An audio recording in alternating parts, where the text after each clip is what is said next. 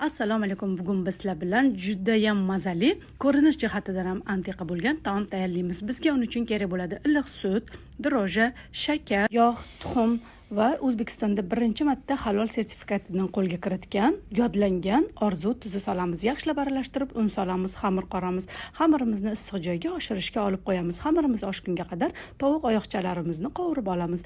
100 gramm yog' solamiz. Pastroq olovda ikki tarafini qizartirib olamiz. Tuz, murch, xilagan pripravangizni solasiz, yaxshilab qovurib, pishgunga qadar dimlab qo'yamiz. Oshgan xamirlarni ikkiga bo'lamiz. Birinchi qavatini yupqa qilib yoyib chiqamiz. Kartoshkani pyure qilib ezib olamiz va yoyilgan xamir ustiga qo'yib chiqamiz. Ser qo'yamiz va uni ustidan pishgan tovuq oyoqchalarimizni bir xilda qilib, xuddi videoda ko'rsatilgandek terib chiqasiz va ikkinchi xamirni ham yoyib ustiga qo'yib chiqamiz. Tuxum, kunjut sepamiz. 180 gradusda 35 daqiqa pishiramiz.